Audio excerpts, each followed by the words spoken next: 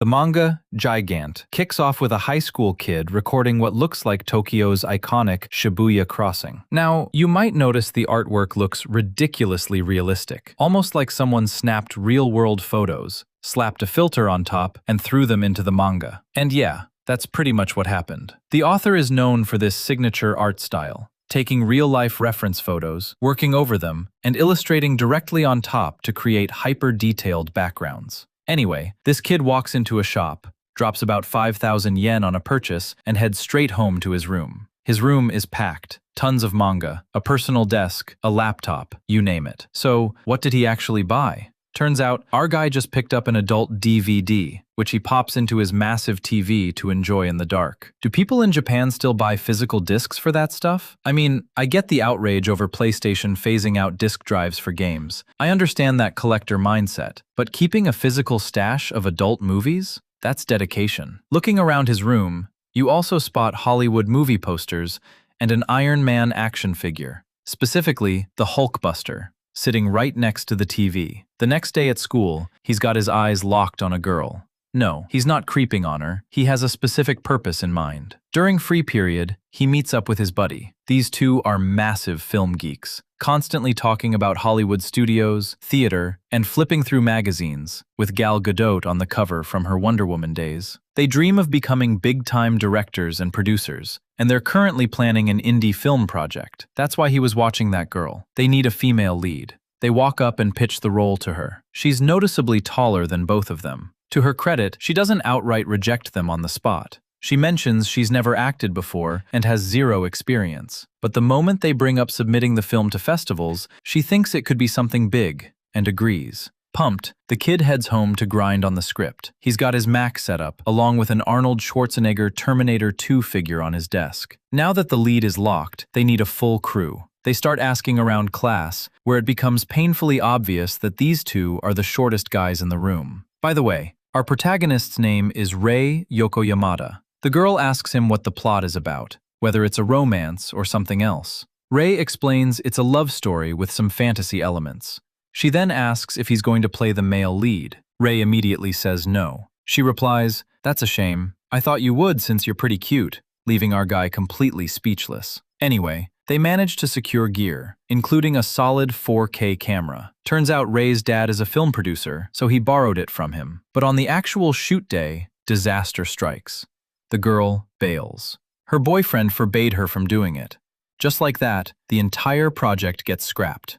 Pack it up, boys. Devastated, Rei walks home. On his way, he spots a bizarre sight, an old man wandering down the middle of the road wearing nothing but underwear. Rei brushes it off, but further down the street, he notices flyers plastered everywhere. The posters claim that the famous adult actress Papiko lives nearby, adding vulgar rumors about her. Shocked, Rei sprints home, not to find her, but to check message boards and forums. Browsing online threads, he sees local sightings confirming she really does live in the neighborhood, with users commenting on her distinct looks. Right then, his dad walks in, furious about Rei's terrible math grades, and orders him to study immediately. Rei pretends to study for a bit, but lying in bed, something clicks. He grabs a trash bag and slips out into the night, rocking a bootleg man-spider tee to avoid copyright. He rushes back to the spot and starts ripping down every single slanderous poster. People walking by give him weird looks, but he ignores them and meticulously clears the entire wall. Afterward, he pulls out his phone to check if his favorite star noticed anything online. She hasn't posted, but suddenly a voice behind him asks, "Are you the one putting those up?" He turns around to defend himself, but freezes. Standing right in front of him is Papiko herself. She asks why he's tearing them down, and Rei admits he thought the posters were completely inappropriate. When she asks if he knows who she is, he nervously confesses he's a huge fan. Touched by the gesture, she pulls him into a warm hug, an experience that completely short-circuits his brain. As a thank you, Papiko invites him out for a bite. He tries to act humble and just orders a Coke. Chatting over the table, they introduce themselves. She learns he's a high schooler named Rei Yokoyamada, while she reveals her real name is Chiho Johansson. Rei assumes she's fully Japanese, but she explains she's mixed race. Her dad was Swedish, and her mom is Japanese. Naturally, the conversation shifts to her work. Papiko asks how many of her videos he's seen, and Ray admits he owns every single one of them. Papiko is genuinely surprised, thanking him for supporting her sales. She finds out he follows her on X, where she has around 8,000 followers, and follows him back right there. She even asks him for advice on how to grow her social media following. After finishing their drinks, she takes medication for anxiety, mentioning she's struggled with it since her father passed away. They wrap up and say goodbye, but Papiko runs back to ask for his phone number. Ray heads home, floating on cloud 9, immediately re-watching her clips in total disbelief. The next day at school, Ray can't focus at all. He spends class secretly searching her name and looking up forum discussions. On his walk back, he spots that same mysterious, half-naked old man wandering around again. Back home, Ray gets his math test back, another failing grade.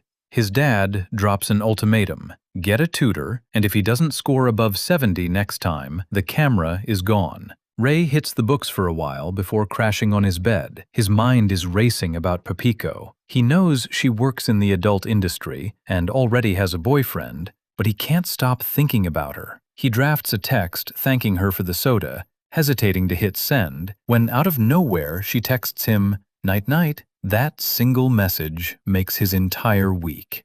The next day shifts to Papiko on set for a shoot. As she wraps up for the day, she chats casually with her driver on the ride back. She stops by a grocery store on her way home, passing by that same strange old man again outside. She arrives at her apartment, where her live-in boyfriend is glued to a video game, barely acknowledging her or their pet corgi. She hands him a magazine he asked for and heads to rest. Out of nowhere, her boyfriend asks, "Who is this Yoko Yamada guy?" He went through her phone and saw their messages. Papiko defends herself, explaining Ray is just a high school fan, and tells him not to snoop through her private messages. Her boyfriend escalates immediately, accusing her of sleeping with him. Papiko grabs a beer to cool off, but he snaps and slaps her across the face. He knocks her down and starts kicking her, violently accusing her of cheating, despite the fact that she works professionally in adult media and has remained loyal to him. Pushed to her limit, Papiko fights back, tackling him and throwing punches until both of them are bruised and bleeding from the nose. The fight fizzles out, and her boyfriend immediately turns pathetic, apologizing and blaming his outburst on his own insecurities. A little later, while her boyfriend is out at an arcade, Papiko goes out for errands. She posts on X asking for manga recommendations. Ray replies, recommending Inuyashiki. Papiko mentions she read the manga and plans to watch the anime adaptation. Ray notes that Gantz was created by the very same author, Hiroya Oku. Mid-conversation, a sudden screech and crash echo down the street. A hit-and-run driver slams into that same old man and speeds away. Papiko rushes over to find the old man critically injured. She pulls out her phone to dial emergency services, but the old man grabs her wrist, hangs up the call, and whispers not to call an ambulance. As Papiko yells for help, the dying man attaches a strange, digital timer-like device to the back of her wrist. A sharp pain shoots through her arm. She tries desperately to pull it off, but the device fuses directly into her skin. Looking down at the man in horror, he utters his final words, "Please take care of the rest." Right before her eyes, the old man's body transforms into a lifeless wooden doll. Confused and terrified, Papiko notices a DVD left behind on the ground. She rushes back to her apartment and tries to explain the impossible event to her boyfriend, but he completely dismisses her, telling her to just go see a doctor. With only her dog to comfort her, she pops the mysterious DVD into her player. The screen lights up, showing footage of the old man walking around various locations, leaving behind a video diary of what is about to unfold. And he keeps saying, "I still haven't figured out what year this is. None of this makes any sense to me." Papiko and Mochi sit together watching all of this, and it really is just casual walking footage. The old man is constantly complaining, saying things like, "I'm starving. What is this thing?" and What is that over there? Getting tired of it, Papiko finally ejects the disc. Right beside it, there are two strange buttons showing a 0 reading. She doesn't get what any of it means. Feeling overwhelmed with stress, she steps into the bathroom to smoke. While messing with the device, she absent-mindedly rotates it like a dial, and the numbers start clicking up. Before she can process what changing those digits actually means, she notices something weird. Her cigarette suddenly looks tiny in her fingers. Well, well, well. The cigarette didn't shrink. Our girl is growing. Her size is expanding rapidly. Her clothes are ripping to shreds, and obviously, everything under those clothes has to be censored for YouTube. If I don't censor it, YouTube's algorithm is going to dropkick my entire channel into oblivion. It's completely terrifying for her. One spin of a dial and she shoots up in size. In sheer panic, she keeps yelling for her boyfriend, but he doesn't respond. Somehow, she manages to squeeze through the doorway and crawls toward him on the floor. Her boyfriend looks over and is completely petrified. Like, what in the actual hell is this? Papiko cries out for help, but her boyfriend is frozen, saying, "What the hell am I supposed to do about this?" That's when she remembers that everything started after she turned the dial. She quickly twists the dial back to normal and immediately shrinks back down to her regular size. She realizes that the strange contraption is controlling her physical scale. Once she's back to normal, her scumbag boyfriend suddenly gets a light bulb moment. He says, "I've got a brand new concept for your adult films." And what's his genius idea? A giant woman with multiple male actors.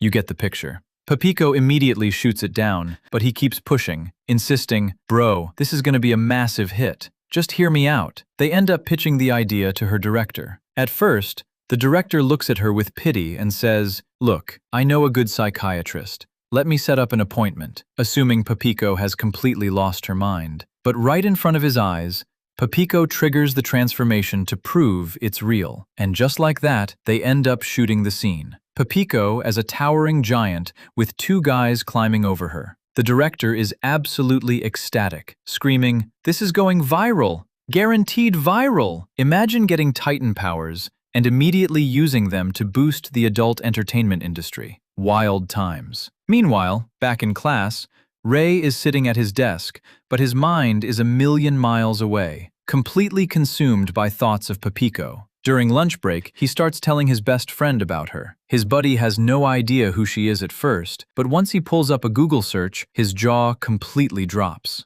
Ray flexes a bit, mentioning, "Yeah, she actually lives right near my house, and I even have her private phone number." Late that night, while Ray is fast asleep, a text notification buzzes on his phone. It's from his favorite actress, asking, "Are you free to meet up right now?" Ray doesn't hesitate for a split second. He bolts out the door. Who in their right mind would pass up an opportunity like that? They meet up at that same late-night diner, sit down, and Papiko explains everything that happened to her, showing him the dial fused into her hand. She doesn't explicitly reveal that the device lets her grow into a giant, but she hands over the mysterious DVD to Ray, asking, "Can you watch this and see if you can figure out what's going on?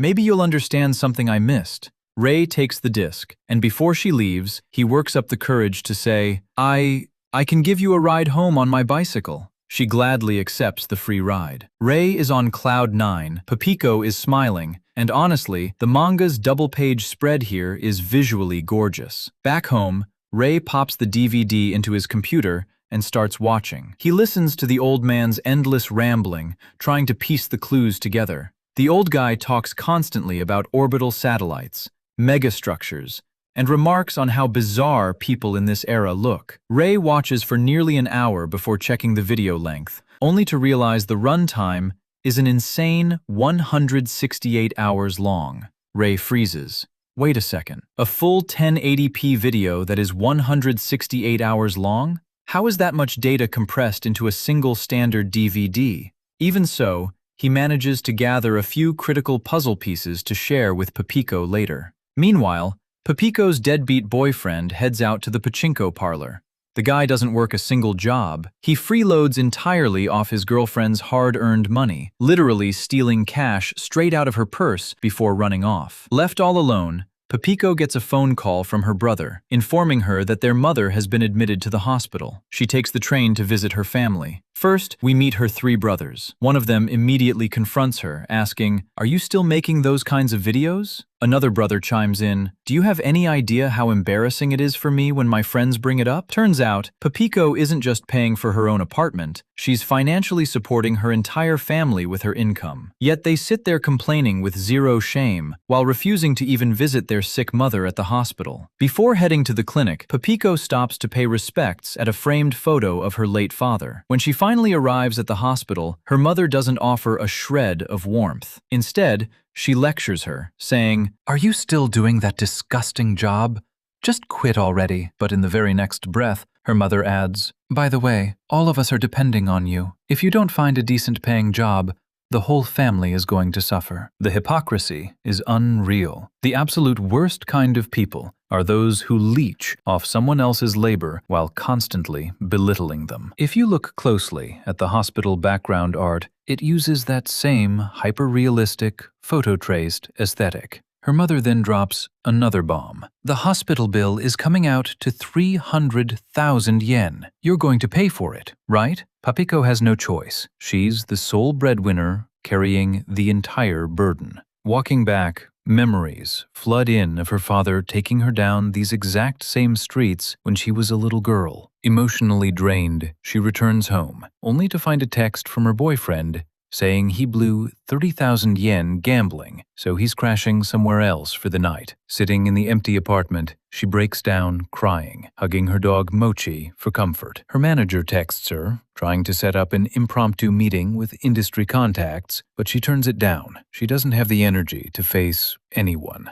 Right then, Ray texts her, "I watched the DVD, and I think I figured something out. I'd love to explain it to you. Can we meet?" Papiko instantly replies, "Come over to my apartment right now." Reading that text, Ray loses his mind. Our boy springs into action like a Pokemon trainer spotting a legendary spawn. He pedals his bike as fast as humanly possible, internally telling himself, "Calm down, she just invited me over to talk. Don't overthink this." He arrives at her place, steps inside, and pets Mochi. Ray nervously asks, "Is your boyfriend not home?" Papiko looks puzzled. "No, he's out. But wait, how do you even know I have a boyfriend?" Ray admits, "Well, the online fan forums talk about it all the time." They get down to business with the DVD. Ray pulls up the footage and explains, "First off, this file is 168 hours long, which is technically impossible for this format. I couldn't finish the whole thing, but let me break down what I figured out. This old man is actually a time traveler from the future." Ray points out that the way the man talks about modern objects reflects someone viewing the past. Ray theorizes it feels heavily inspired by the Terminator, like something catastrophic happened in the future, maybe an AI uprising trying to wipe out humanity, and someone was sent back to fix it. Papiko asks, "So is he trying to stop people from using AI?" Ray continues, "It looks almost like an indie film because everything is shot from drone angles, but the CGI on this guy is unreal. He constantly shifts his physical body size using what looks like top-tier practical and digital effects." Ray innocently adds, "It actually reminded me of your latest movie, where you grew into a giantess. That looked so realistic." Papiko decides it's time to reveal the truth. Keep in mind, when we saw the old man walking the streets earlier, there were no camera drones following him, confirming he was using advanced, futuristic recording tech. Papiko tells Ray, "Hold on a second. Stand right there and close your eyes." Ray closes his eyes. She says, "Okay, open them." Ray opens his eyes and instantly collapses backward in utter terror. Whoa, what is happening? How did you get so massive?" Papiko explains, "It's because of this dial on my hand. Whenever I turn it, I grow into a giant. It actually alters my physical mass." That clears up the mystery. The old man on the 168-hour tape wasn't using CGI either. He was genuinely shifting his physical size. Papiko dials her size back down to normal. Ray's mind is blown, realizing that all the crazy, futuristic warnings the old man mentioned on the tape might actually be true. Right at that exact moment, the front door swings open. Her boyfriend walks in and catches the scene. Papiko standing there, stripped down, with a random high school kid standing right next to her. The boyfriend immediately sees red. "Hold on a minute, who the hell are you?" Papiko frantically tries to de-escalate, saying he's just a fan, but her boyfriend is beyond furious. Towering over Ray, he corners him. Ray is sweating bullets, terrified out of his mind, but stammers, I'm just a fan of Papiko.